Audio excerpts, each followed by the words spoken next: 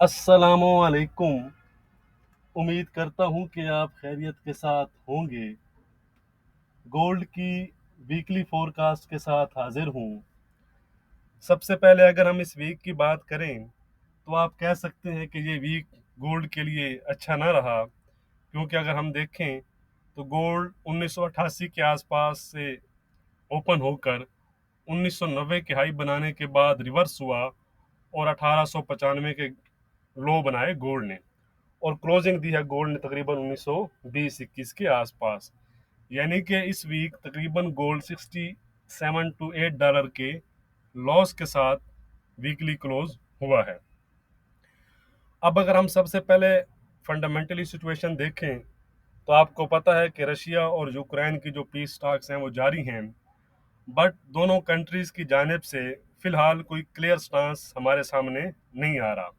यानी कि जिसकी वजह से आप देख सकते हैं कि जो डायलॉग में जो डेडलॉक है वो फिलहाल बरकरार है, जिसकी वजह से आप देख सकते हैं कि लास्ट 2 से 3 डेज जो थे वो गोल्ड तकरीबन एक रेंज में ही रहा।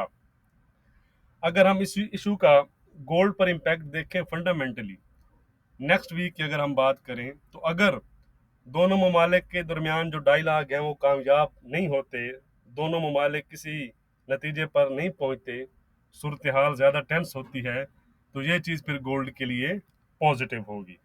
ऑन अदर साइड अगर जो डायलॉग हैं वो किसी नतीजे पर पहुंच जाते हैं, यानी कि जो मामलात हैं वो सीज़ फायर की तरफ जाते हैं, सीज़ फायर हो जाता है, तो ये फिर चीज़ गोल्ड के लिए नेगेटिव होगी।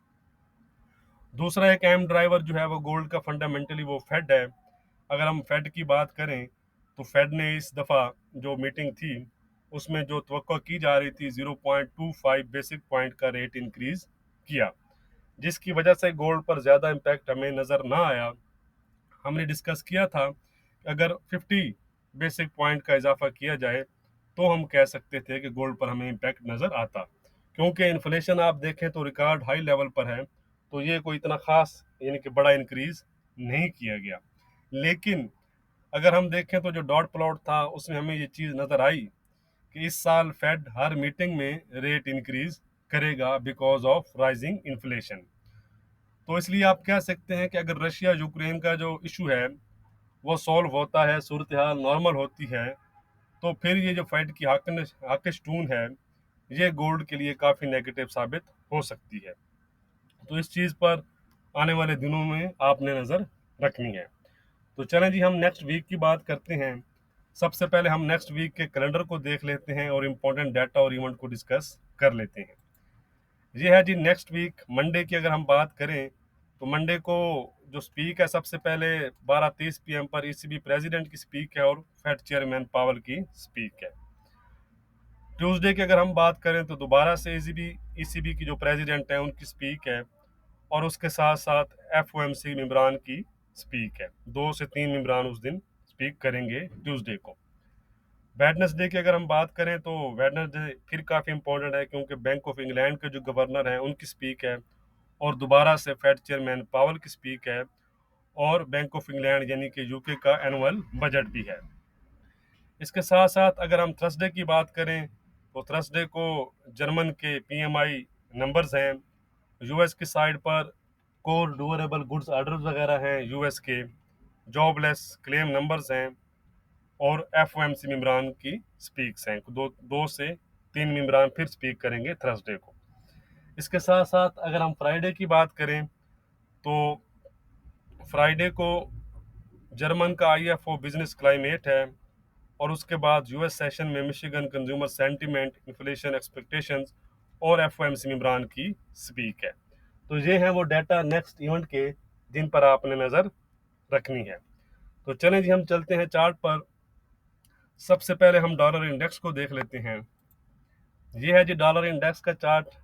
अगर आपको याद हो तो हमारा दोबारा से यही था कि दोबारा से जो डॉलर इंडेक्स है वो अपनी इस जो ये जो लो है या ये जो हमारी ट्रेंड लाइन है इसको टेस्ट कर सकता है। तो दोबारा डॉलर इंडेक्स ने फ्राइडे को एग्जैक्टली उसी के आसपास के लो बनाए। अगर मैं लो देखूं तो 97-83 के आसपास के में नज़र आ रहे हैं। तो यही एरिया इसका सपोर्ट एरिया है, 97-80 से 83 के एरिया, और यही वो एरिया है जहां से हमने कहा था कि ये दोबारा से अपनी अप साइड को रिज्यूम कर सकता है, और अगर इसने इस हाई को ब्रेक किया तो ये हमें फिर 100 का जो लेवल है वो भी दिखा सकता है। ठीक है, दूसरी साइड पर अगर ये इसको ब्रेक करे, डेली क्लोज इसके नीचे दे, यानी कि इस चीज़ के, इस ट्रेंड लाइन के, तो हम कह सकते हैं कि दोबारा से फिर इसमें हमें डाउन साइड जो है वो नज़र आ सकता है। नियर टर्म की अगर हम बात करें, तो जब तक रशिया यूक्रेन का जो इशू है वो इंटैक्ट है, तब तक आप कह सकते हैं कि गोल्ड जो है वो डॉलर इंडेक्स को आउट परफॉर्म कर सकता है। लेकिन अगर आप इसके अगेंस्ट यूरो और पाउंड में ट्रेड करते हैं तो वो वाइस वर्सा इसके अगेंस्ट एक्ट करेंगे, यानी कि अगर ये अप जाएगा तो वो आपको डाउन जाते नजर आएंगे। लेकिन जो फिलहाल सिचुएशन है करंटली, उसमें जो गोल्ड है वो इसको आउट परफॉर्म कर सकता है। अब हम चलते हैं जी यूएस की 10 ईयर यील्ड्स पर। ये हैं जी यूएस की 10 ईयर यील्ड्स। इसमें हमारा यही था कि दोबारा से अपनी इस चैनल में वो टेस्ट करेंगी। दोबारा से पिछले प्रीवियस दोनों दिन उसने इसको टेस्ट किया, लेकिन फिलहाल ब्रेकआउट नहीं किया। तो अगर ये इसी चैनल में मूव करती हैं तो ये दोबारा से अपनी इस चैनल के आसपास को जाकर टच कर सकती हैं। ये चीज़ गोल्ड के लिए नेगेटिव होगी। ऑन अदर साइड ये अगर चैनल ब्रेक करती हैं और डाउन साइड पर आती हैं तो ये चीज़ फिर गोल्ड के लिए पॉजिटिव होगी। अब हम चलते हैं जी गोल्ड के डेली चार्ट पर। ये है जी गोल्ड का डेली चार्ट।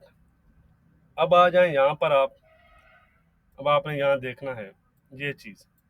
ये चीज़ हमने डिस्कस की थी कि ये हमारी ट्रेंड लाइन है। जब तक ये ट्रेंड लाइन ब्रेक नहीं होती, इसमें हमारा अपसाइड का टिल्ट जो है वो बरकरार रहेगा। तो आप देख सकते हैं कि एग्जैक्टली उसने उसी ट्रेंड लाइन के आसपास कल भी क्लोजिंग दी है, फ्राइडे की जो डेली की कैंडल है।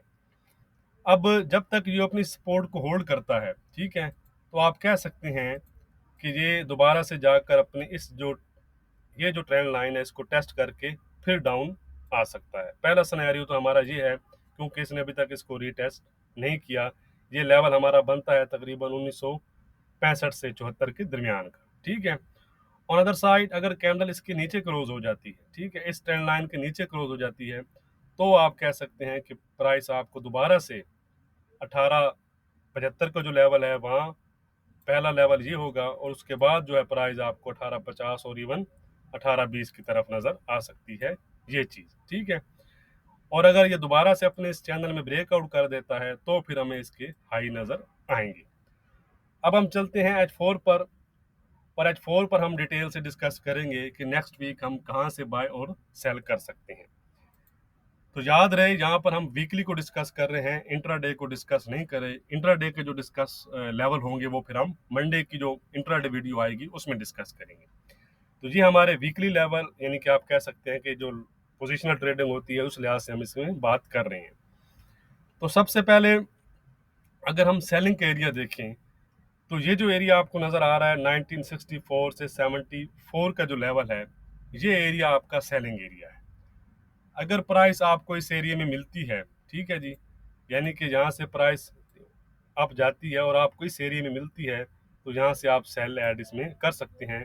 यहाँ से प्राइस दोबारा जो है वो डाउन आ सकती है। ये एक अच्छा एरिया होगा सेलिंग का, लेकिन इसके ऊपर आपने, इस कैंडल के ऊपर आप अपना एसेट रखेंगे।